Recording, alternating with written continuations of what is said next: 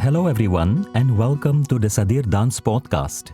This is your host Jeetendra Hirschfeld.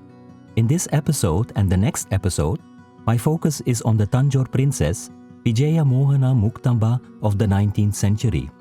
I'll explore the historical significance of the princess, focusing on her early years, education, and pilgrimage to the temples of South India. In the next episode, I'll discuss the photographs of the princess and her daughters, her philanthropy and her lasting legacy. Before I begin, throughout this episode, I refer to places by their colonial era names to align with historical primary sources. However, in some instances, I'll refer to them by their present-day names.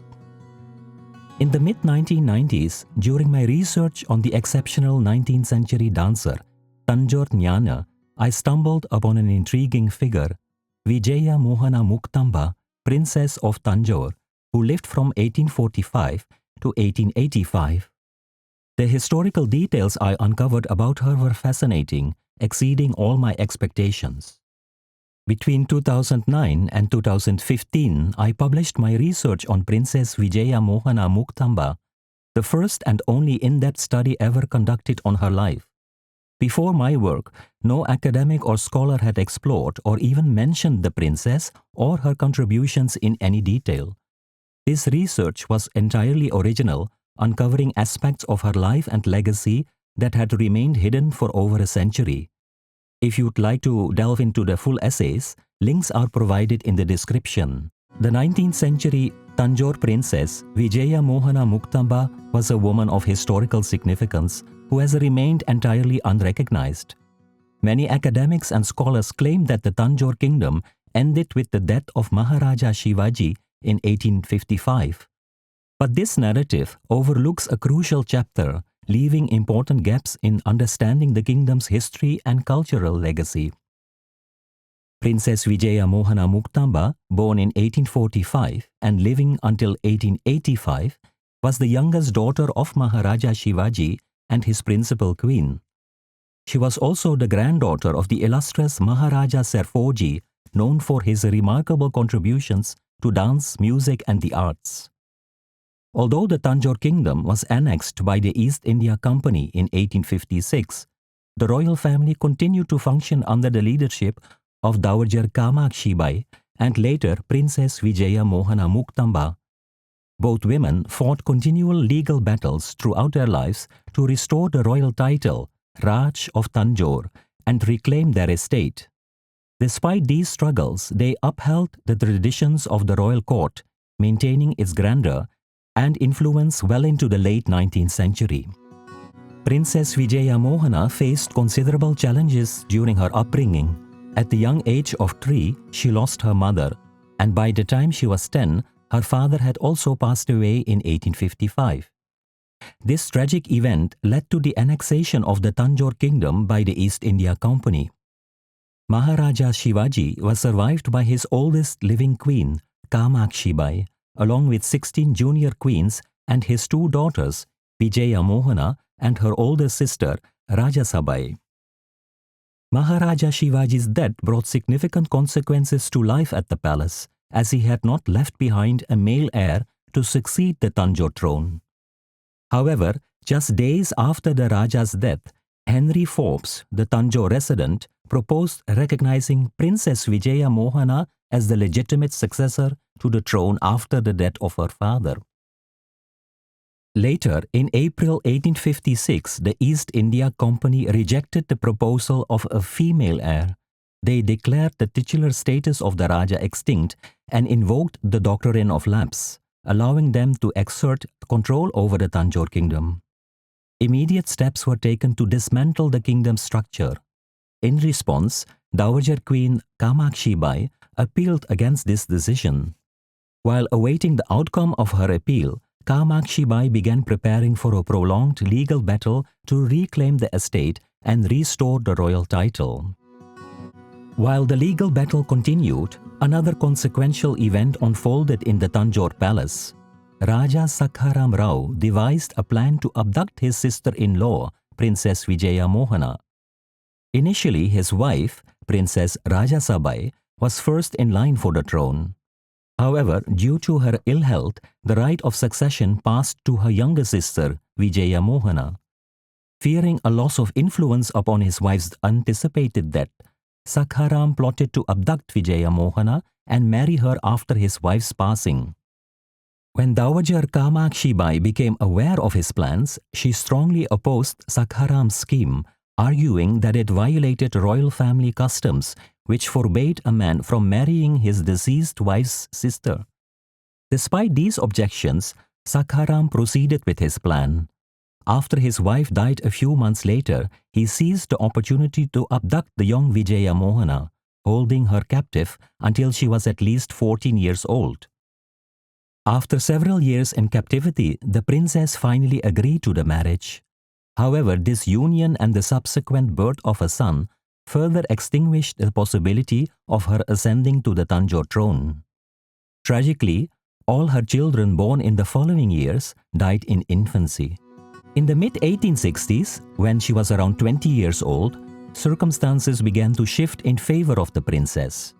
She adopted 3 daughters and, with the support of her stepmother and grandmother, received an extensive private education. She became fluent in several languages and studied history and geography.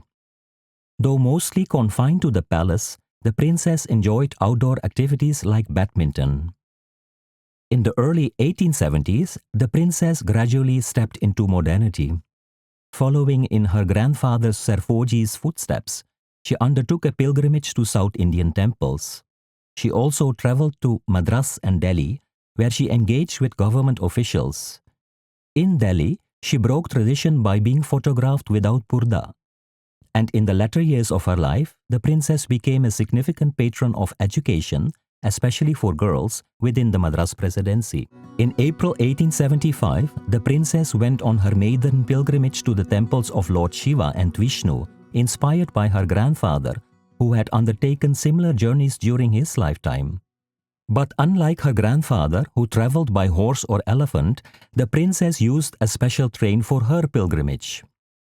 Her journey had multiple purposes: to visit numerous temples and demonstrate her piousness, to establish her presence as the legitimate princess of Tanjore to the people of the Madras Presidency, and to network with government officials with the ultimate goal of restoring her royal title. On an early Saturday morning, the princess began her 14-day pilgrimage. The proposed journey would take her to the towns with the temples of Shiva and Vishnu, and finally to Madras city. The princess travelled on a special royal train consisting of 1 engine and 11 carriages, carrying her entourage of 400 followers. Interestingly, the first carriage after the engine was reserved for royal cows, ensuring the princess and her entourage had a supply of fresh milk throughout their journey. The princess's first stop was the Ranganatha Swami temple at Srirangam. This visit echoed a pilgrimage by her grandfather Serfoji 73 years earlier in 1802, further cementing the royal family's deep connection to this sacred site. The journey continued with brief stops at the temples in Karur before moving to Erode to Madras city. On Wednesday, the 7th of April, the princess's train arrived at the Central Railway Station in Madras. She was warmly welcomed by delegates from the government and influential city representatives. State coaches then carried her to the Marine Villa near the government house in a grand procession. During her stay at the villa, the princess was entertained by exclusive nautch parties with dancing and singing. While in Madras, the focus shifted away from devotional activities. The princess did visit the Parthasarathi temple in Triplicane. Most of her time was spent with her husband visiting British and Indian officials, many of whom had been warmly entertained years earlier at darbars in Tanjore by her father Maharaja Shivaji. Despite her commitment to Purda, this was the first time the princess engaged with government officials and the elite of Madras. On the 10th of April, she visited the prestigious Cosmopolitan Club on Mount Road, now Anasalai, where she donated 1,000 rupees to enhance the club's library. She also visited the Government Museum in Egmore, the Palace of the Nawab of Arcot, and nautch parties at the Luss House in Mylapore. The introduction of railways in South India during the second half of the 19th century marked a significant shift in travel, making it much easier to cover long distances and increasing convenience. Before trains, travelling between Tanjore and Madras city was mainly undertaken using horse-drawn carriages or elephants. Carriage journeys could take several weeks depending on distance and road conditions. When the princess made her first pilgrimage in April 1875, she aimed to break free from the seclusion of her palace, which had kept her shrouded in mystery. Her train journey from Tanjore to Madras with several stopovers marked a pivotal moment in her life and the beginning of numerous travels.